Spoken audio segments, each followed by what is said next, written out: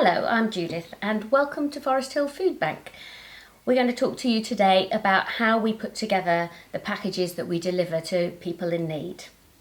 The first thing that will happen is you will get a delivery slip, and this will tell you everything you need to know about the package you're putting together. It will tell you the size of the household, how many people we're packing for, and any special dietary requirements, for example, if they're vegetarian or if they have any allergies. There will be a phone number on the slip, and if you are not confident about the allergies or any special information that's there, for example, if it says we want nappies but they haven't told you what size nappies they want, then you can phone the number of the client and find out directly from them what they need. The first thing we do is we get crates and bags prepared.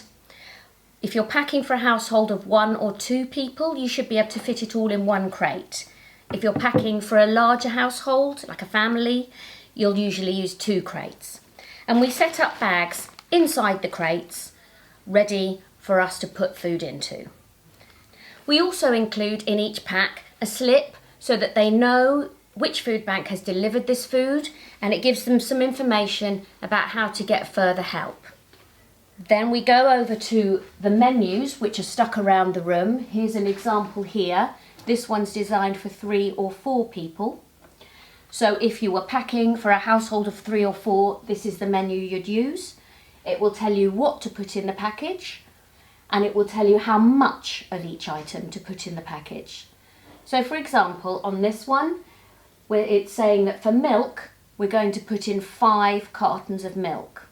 And there is a note here saying that for children, if there's young children in the family, we try to give them full fat milk if it's available. And you go on down the list, collecting all the things in the correct quantities to put together into the package.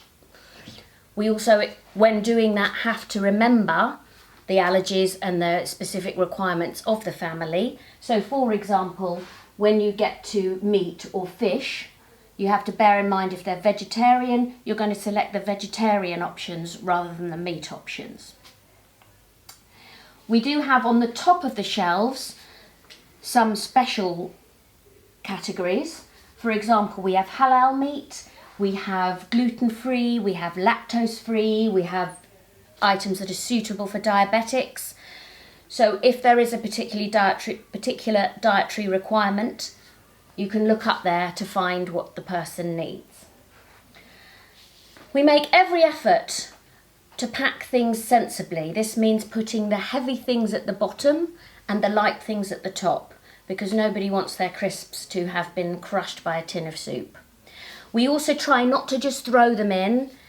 We try to line them up nicely and pack them together in a neat way, because we found that if you do that, once you pick up the bag, it remains stable.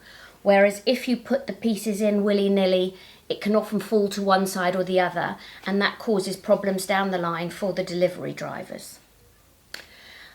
We also put in some toiletries, so we've got toothpaste and toothbrushes, etc. For laundry detergent, we often make up little bags full of capsules or tablets for them, because we don't have sufficient quantities to give them the entire box. We don't always have fresh fruit and vegetables and fresh bread, but sometimes we'll add them in.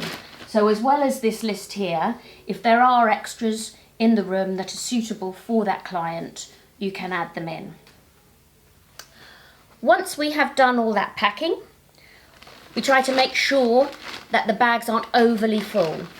The drivers have had problems sometimes with things falling out of the bags while they're in the boot of their car and not knowing which bag, which delivery it came from. So we try not to fill the bags too full. Once we've finished, we put the handles together and give them a coloured tag.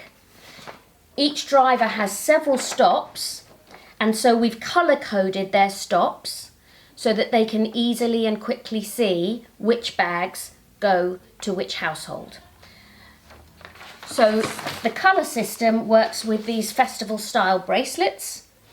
So for each bag within your delivery, you will write the name of the person, and you will also write how many bags there are in the order and what number bag this is. So for example, this might say it's bag 1 of 5 or 2 of 3 or whatever, just so the driver can clearly and quickly see which bags go with which order and how many there should be. So once we've written on them, we loop them through the handles and fasten them off so that the driver can just pick up all the boo bags in one go. We also scribble on the top of here how many bags there are and how many crates there are, again to just make it easy for the driver to be sure that he's got the right bags. This form is then folded in half and stapled onto the bag so that the driver can easily see the address that he is giving this order to. And then finally, once the order is completed, you look at the driver number, in this case driver 1, and you carry the crates out to the main hall and put them on table number 1, so that when driver number 1 comes for his pickups, all his order is sitting neatly together in one place. And then your job is finished.